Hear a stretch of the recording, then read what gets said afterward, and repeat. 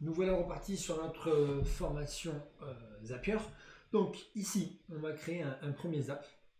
Donc première chose, il faut un compte. Alors on peut ouvrir un compte gratuitement. Je vous rappelle qu'il y a un compte qui est vraiment gratuit. Puis quoi qu'il arrive, quand on ouvre un compte pour la première fois, on a 14 jours de gratuité. D'accord?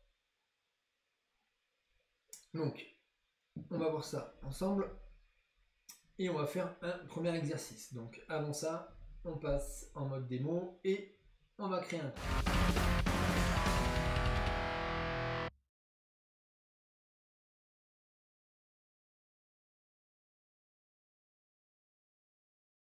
Ici, zapier.com.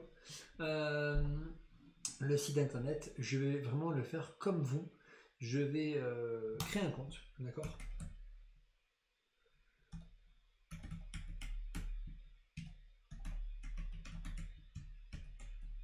Alors, excusez-moi parce que j'ai un clavier Mac et d'habitude je ne l'utilise pas. Voilà, donc.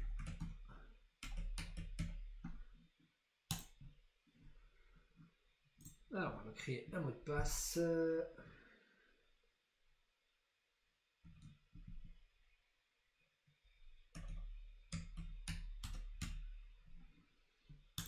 Voilà, qui n'est pas ultra sécurisé apparemment, mais pour la démo, j'espère que ça suffira. Oui, c'est le cas. Donc on attend un peu que ça charge. Je vais le faire. Alors, on va prendre Business Owner, petite société.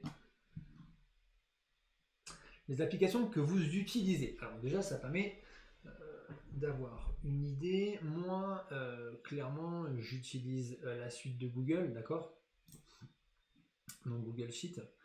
J'utilise le Drive. J'utilise, puis là pour les besoins, on va également utiliser, vous allez voir par rapport au site WordPress, moi j'ai fait le choix, on le verra tout à l'heure, de Ninja Form qui me permet de collecter les formulaires de contact. Pour la partie CRM, moi j'utilise ActiveCampaign, donc je le sélectionne. J'utilise également, bon, c'est déjà pas mal, non? Encore une, il m'explique. Et puis en gestion de projet ou gestion de tâches, tiens, on va mettre très haut. Ok, c'est parti. Ok, alors on y est. Alors effectivement, la solution est en anglais, je vous l'accorde. Vous avez toujours la possibilité de faire un petit Google Traduction, mais vous allez voir que c'est pas bien méchant en termes d'interface et c'est facile à comprendre. Donc on est parti. Alors, interface Zapier, même si je vais revenir après dessus parce qu'on va avoir le temps d'explorer un petit peu les différentes facettes du menu. Toutefois, on a le dashboard qui est du coup l'écran principal. On a les apps sur lesquelles on va créer les apps. Les apps, c'est les applications qu'on utilise dans les apps. Les apps historiques, on l'a vu tout à l'heure, c'est l'historique des apps qu'on a pu créer. Explorer, c'est les différentes solutions. La version Help et le Free Plan pour l'instant, c'est ce qu'on utilise. Donc à voir, voilà, s'il nous passe en... Ah voilà, welcome to the professional, donc 14 jours, vous voyez ici. Et après, on peut passer à 20$ par mois. Ok, mais on a 14 jours pour essayer Zapier. On est bon. Alors, je reviens sur... on a créé le compte. Ici, on a nos informations concernant le compte. Et on a les différents éléments. On peut ouvrir et fermer le petit menu burger.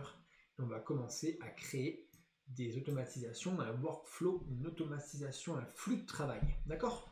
Donc, moi, ce que j'aimerais, c'est qu'on puisse ici créer, alors, premier exercice, collecter des formulaires de contact qui vont arriver du coup sur un WordPress. Et puis, on va les ajouter comme une base de données dans un Google Sheet. Ok? Alors, pour ça, un petit instant, je vais vous mettre en dessous les liens dont vous avez besoin pour accéder au WordPress.